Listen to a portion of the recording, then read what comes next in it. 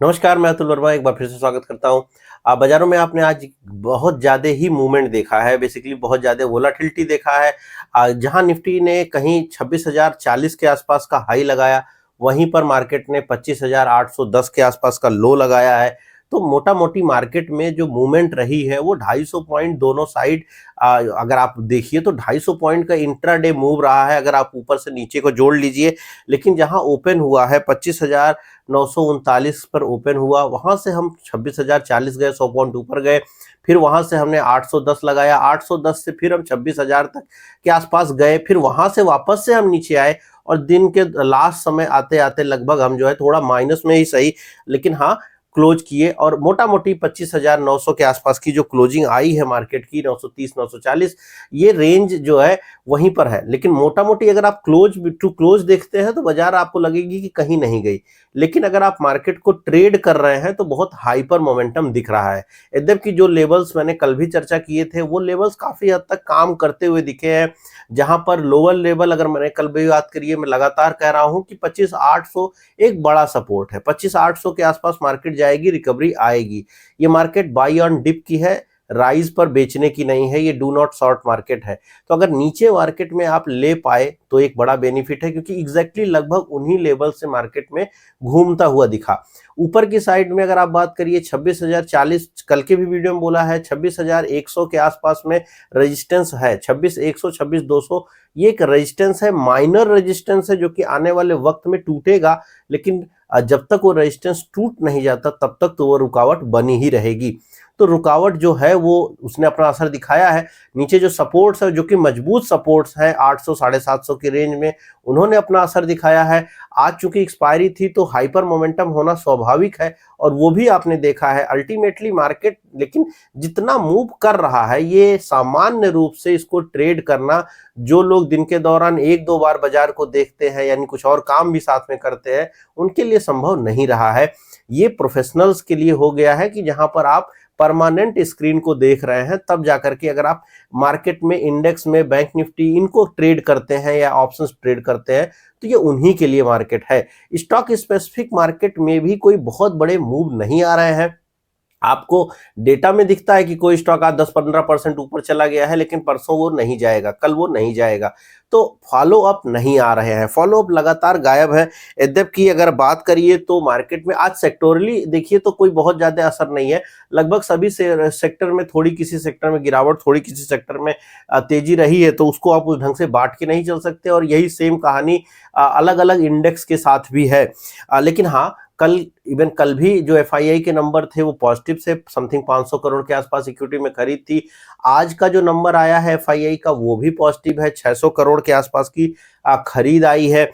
परसों भी खरीद के आंकड़े आए थे। तो पिछले 3 दिन, जो कि बहुत समय हो गया जब एफआईआई लगातार खरीदार नहीं थे, पिछले 3 दिनों में लगातार एफआईआई की तरफ से इक्विटी मार्केट में बाइंग हुई है। आज की इक्विटी मार्केट में 615 करोड़ की नेट बाइंग है। कम अमाउंट है, 1,000 करोड़ से लोअर अमाउंट है, लेकिन फिर भी बाइंग का अमाउंट है। इसके बावजूद भी, यानी अगर आप देखिए पिछले 3 दिनों में, कल 500 करोड़ के आसपास, आज 600 करोड़ के आसपास, उसके पहले भी छोटी ही अमाउंट था, बट वो बाई था। तो 3 दिन लगातार बाइंग हुई है। तो एक बात ये जरूर समझ में आती है कि कहीं ना कहीं जो बड़ा प्लेयर है, जो बहुत लगातार बेच रहा था, वो थोड़ी सी बिकवाली को कम तो कर ही चुका है। अगर आप उसको बाइंग जोन में नहीं मान रहे हो, तो भी उसने बिकवाली तो कम कर ही दी है। और इसका असर भी बाजारों में दिख रहा है कि मार्केट ऊपरी लेवल पर कहीं ना कहीं सस्टेन कर पा रहा है। कल की जो क्लोज थी वो इस साल की सबसे हाईएस्ट क्लोज मिल रही थी। आज भी हम लोग लगभग उन्हीं जोन के आसपास है, तो हमें ठीक ठाक सी क्लोजिंग मिली है। स्टॉक स्पेसिफिक मूव, जाहिर सी बात है, जो शेयर आज अगर आप मान लीजिए वो बढ़ भी रहा है, आप लेते हैं, अगले दिन थोड़ा घट रहा है, लेकिन कहीं ना कहीं जब मार्केट ठीक रहेगी तो स्टॉक्स चल भी जाएंगे। अब जैसे भारतीय एयरटेल है, कल उसने लाइफ हाई लगाया था, आज वापस से उसने उसको आगे बढ़ाया है। तो कुछ अच्छी कंपनियों में नए ब्रेकआउट्स भी हो रहे हैं। क्यूमिंस में एक नया ब्रेकआउट क्रिएट हुआ, वो भी आज ऊपर की तरफ गया है। भारतीय एयरटेल मैं उन कंपनियों की बात कर रहा हूँ जो काफ़ी बड़ी हैं, जो इस तरह की कंपनियां नहीं है जो आपको कोई कंफ्यूजन पैदा करती हैं।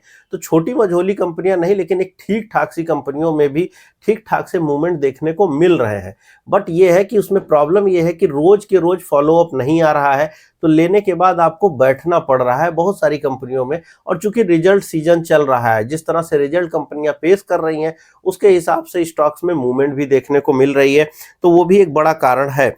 अगर हम लोग थोड़ा सा कुछ स्टॉक स्पेसिफिक बात करें, यानी थोड़ा सा स्टॉक जिन शेयरों के ऊपर कल के मार्केट में असर आ सकता है उसके ऊपर बात करें, तो जो आज शाम को नंबर आया है डोमेस्टिक कमर्शियल फ्लाइट्स की, बेसिकली फ्लीट की जो नंबर आता है ऑपरेशंस का, उसमें जो ग्रोथ की बात है 8 से 10% की ग्रोथ की बात कही गई है। ये नंबर क्यों इंपॉर्टेंट है? वो इसलिए इंपॉर्टेंट है क्योंकि अगर आप 10% से आपकी जो डोमेस्टिक सेल है वो बढ़ रही है, कमर्शियल सेल बढ़ रही है डोमेस्टिक में, तो इसका सीधा मतलब है कि जो भी कंपनियां भारत में ऑपरेट कर रही हैं फ्लाइट्स में, उनको बेनिफिट रहेगा या उनकी डिमांड बनी रहेगी।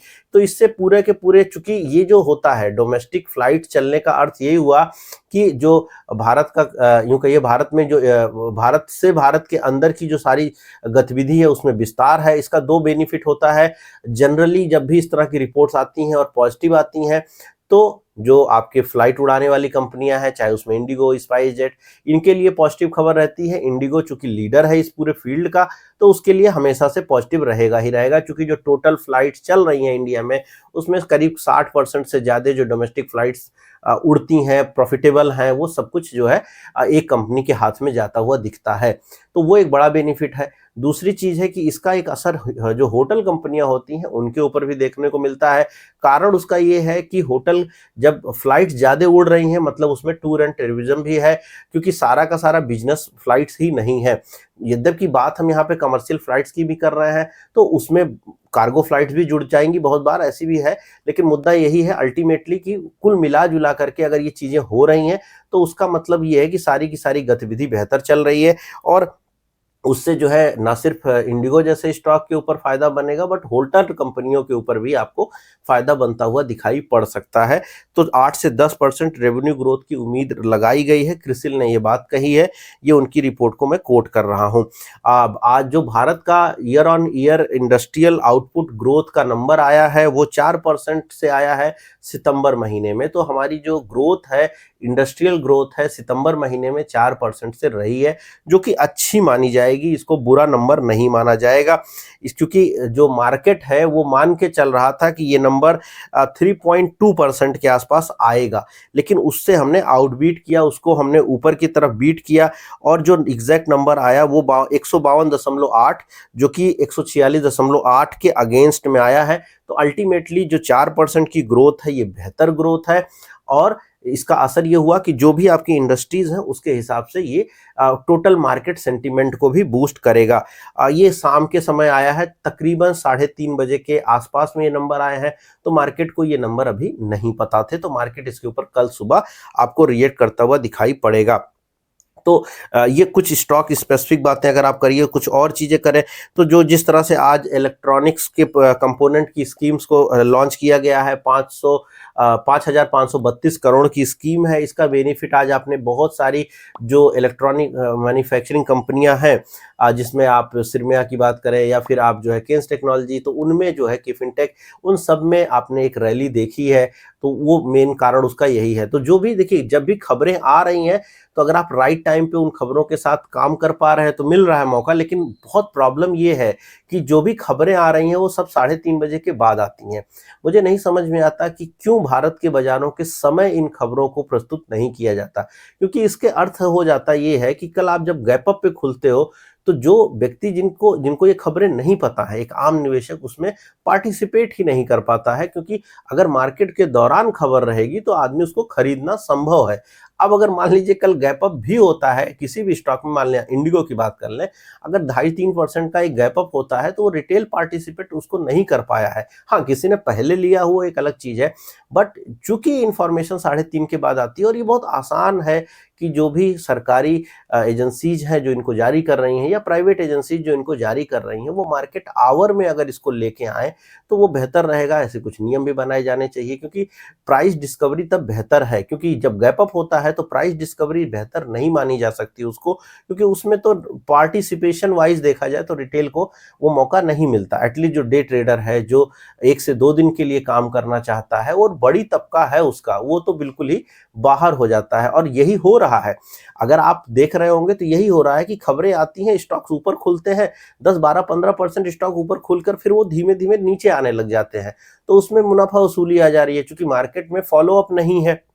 अगर मार्केट में बूम रहता है, फॉलो अप रहता है, मार्केट एक तरफा तेजी में रहती है, तो जनरली गैप अप होने के बावजूद भी स्टॉक बढ़ते चले जाते हैं। लेकिन करंट स्टेटस में पिछले 6-8 महीनों में ऐसी स्थिति नहीं रही है।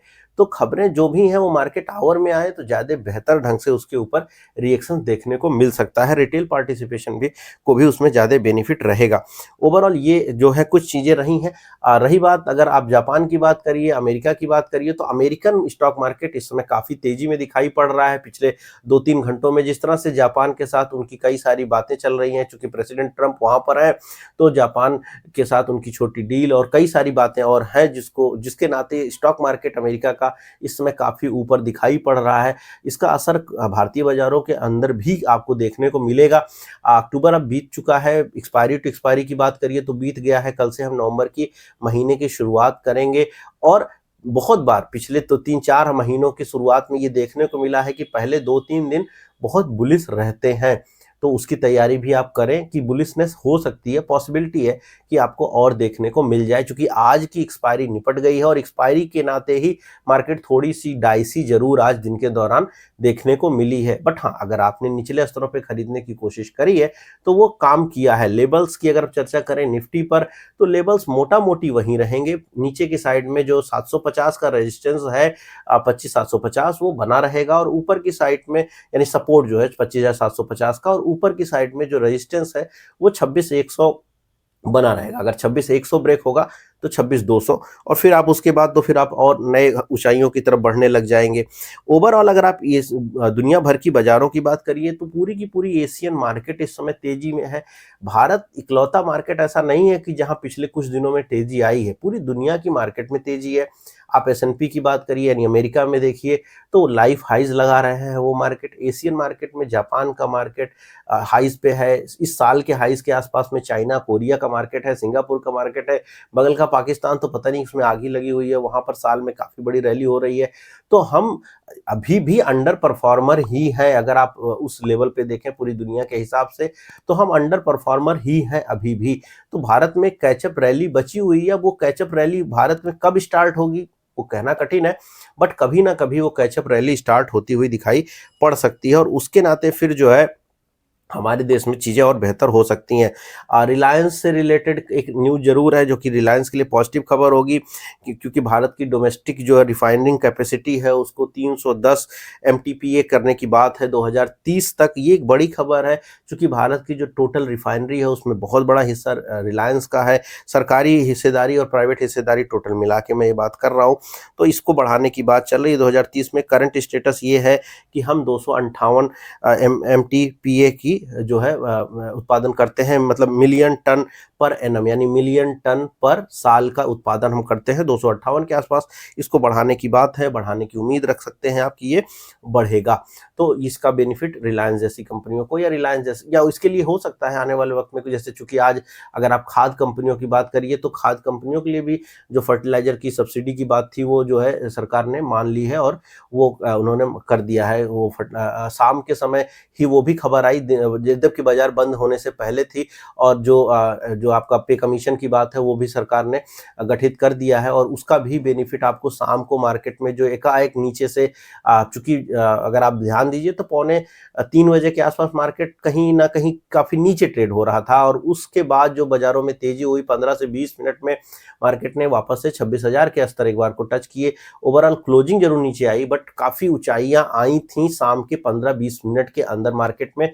वो पे कमीशन की बात करने के बाद भी, चूंकि पे कमीशन पास होता है और जाहिर सी बात है उसका बड़ा बेनिफिट होगा, लेकिन ये तो सेंटिमेंटल इंपैक्ट है क्योंकि पे कमीशन 18 महीने बाद रिपोर्ट देगा। बहुत बार ऐसा होता है कि पे कमीशन को एक्सटेंशन दिया जाता है, तो 18 महीने के हो सकता है वो 18 महीना 25 महीने में बदल जाए, और उसके बाद जब रिपोर्ट्स आती है फिर वो लागू कब होती है वो सब चलता रहेगा, लेकिन मीडिया की सुर्खी तो आएगी। और चूंकि वो एक सेंटिमेंटल इंपैक्ट रहा, तो उसके नाते भी आपने शाम को रिकवरी जरूर देखी है बाजारों में।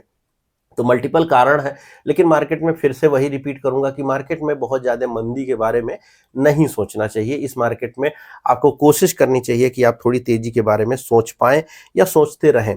अगर हम बैंक निफ्टी की चर्चा करें तो बैंक निफ्टी का इंडेक्स भी ठीक लगता है। बैंक निफ्टी अगर पिछले एक महीने की बात करिए तो 7% बढ़ा है। निफ्टी की तुलना में बैंक निफ्टी हमें इस पिछले कुछ दिनों के अंदर ज़्यादा तेजी दिखा पाया है। अगर निफ्टी बैंक में ऊपर की साइड में जो रेजिस्टेंस आता है वो 58,200 जहां पर बैंक निफ्टी ट्रेड कर रही है, इस जोन में आ रहा था, उसको अब हम अगर यहां पर सरपास करते हुए दिख रहे हैं। अब जो हमारा अगला रेजिस्टेंस है, माइनर रेजिस्टेंस है बैंक निफ्टी में, वो 58,520 की रेंज में आता है। 58,520 अगर निकलता, आप 58,600 कर लीजिए। 58,600 के ऊपर अगर बैंक निफ्टी जाती है तो फिर वो जो है 5900 के ऊपर जाने लग जाएगी, और उस केस में फिर बैंक निफ्टी नए रेंज की तरफ बढ़ने लग जाएगी। लेकिन अगर इसको नहीं निकालती है तो पहला रेजिस्टेंस आपको 58,800 58,600 की रेंज रहेगी। 58,600 58,800 ये दो हर्डल पॉइंट्स हैं। 58,600 अगर कल निकलता है तो फिर आप जो है 5900 की तरफ बढ़ेंगे, 59,000 की तरफ बढ़ेंगे। 5900 नहीं, 59,000 58,000 की मैं बात कर रहा हूँ, नंबर थोड़ा उस तरह देखिएगा। और नीचे की तरफ अगर आप सपोर्ट की बात करिए तो 57,400 की रेंज बड़ा सपोर्ट बनती है। लेकिन चूंकि पिछले कुछ दिनों के अंदर मार्केट ने जो सपोर्ट बनाया है वो 57,800 का है, तो नीचे की साइड में 57,800 एक बड़ा सपोर्ट बनेगा बैंक निफ्टी के लिए। और ऊपर की साइड में जो 58,500 है, 58,600 और 58,800 वो रेंज में बैंक निफ्टी आपके कल के दिन में ट्रेड करती हुई दिख सकती है। वहां पर भी व्यू आपका पॉजिटिव रहना चाहिए, और निफ्टी की तुलना में बैंक निफ्टी थोड़ा ज्यादा मजबूत नजर आता है। चूंकि तुलनात्मक रूप से भी बैंक निफ्टी और निफ्टी की अगर आप तुलना कर रहे हैं तो उसमें भी जो है बैंक निफ्टी ज़्यादा बड़ा परफॉर्मर रहा है, इसमें कोई डाउट नहीं है। निफ्टी ने एक हफ्ते के अंदर 0.17% का रिटर्न दिया है। वहीं पर अगर आप बैंक निफ्टी का एक हफ्ता देख रहे हैं तो वहाँ पर जबकि 0.21 रहा है, लेकिन एक महीने में 7.5% से ज़्यादा का बैंक निफ्टी ने रिटर्न दिया है। और वहीं पर एक महीने में निफ्टी ने 5.02 का रिटर्न दिया है। तो करीब 2.5% का एक आर्बिट्राज है, यानी गैप दिखता है निफ्टी और बैंक निफ्टी में इंडेक्स लेवल पर महीने की तुलना करने पर। और जो कि जाहिर सी बात है उसको ये बताता है कि बैंक निफ्टी में थोड़ा बुलिशनेस ज्यादा है, तो निफ्टी कैचअप कर सकता है, या फिर बैंक निफ्टी अपने रेंज को और बड़ा कर सकता है या स्पीड को और बढ़ा सकता है। बैंक निफ्टी के पीछे पिछले 2-3 दिनों में अच्छी खबरें रही हैं। आपको पता ही आरबीआई ने जब से रेट कट किए हैं तब से लगातार खबरें रही हैं। अब कल भी अमेरिका में रेट कट की उम्मीद है, चूंकि अमेरिका फेड इस पर चर्चा कर रहा है। तो अगर कल शाम तक इसमें कोई खबर आती है, चूंकि कल दिन के दौरान जब आप ट्रेड कर रहे होंगे तो अमेरिका के इस खबर या इस एक्सपेक्टेशन के ऊपर भी आपको काम करना है कि अमेरिका कुछ पॉजिटिव लेके आएगा। अगर अमेरिका कुछ पॉजिटिव लेकर के आ जाता है, रेट कट हो जाती है, अगर रेट कट नहीं भी होती है बट वो बहुत ज़्यादा ही पॉजिटिव बातें करते हैं मार्केट को लेकर के, तो भी अमेरिकन स्टॉक मार्केट ऊपर जाएगा और उसका सीधा असर आपको भारतीय स्टॉक मार्केट में भी दिखेगा। और जब भी आरबीआई या फेड की कुछ गतिविधि होती है तो उसका जो बड़ा असर होता है वो बैंक निफ्टी पर, यानी बैंकिंग स्टॉक्स पर ज़्यादा देखने को मिलता है। तो वो बात भी आपको ध्यान रखनी है। ओवरऑल मैंने टोटल व्यू आपके सामने रखने की कोशिश करी है। अगर आपको वीडियो पसंद आया तो जरूर लाइक कीजिएगा, शेयर कीजिएगा, कमेंट कीजिएगा। मैं मिलूंगा कल आपसे नए वीडियो में। इस वीडियो में इतना ही। हाँ, मेरे दोनों चैनलों को जरूर सब्सक्राइब कीजिएगा, क्योंकि इस चैनल पर हम डेली मार्केट रिपोर्ट आपको मंडे टू शुक्रवार लाने की कोशिश कर रहे हैं। दूसरे वाले चैनल पर मैं डिफरेंट वीडियोस बनाने की कोशिश कर रहा हूँ, यद्यपि अभी वो हम शुरू नहीं कर पाए हैं, लेकिन बहुत जल्दी ही आपको डिफरेंट जोन की वहाँ वीडियोस, स्टॉक मार्केट रिलेटेड ही वीडियोस होंगे, बट उनका जो नेचर है वो थोड़ा डिफरेंट होगा। तो आपको ज़्यादा कुछ बेहतर समझा पाने की कोशिश रहेगी। तो दोनों ही चैनलों को जरूर सब्सक्राइब कीजिएगा। मैं मिलूंगा कल। इस वीडियो में इतना ही। धन्यवाद।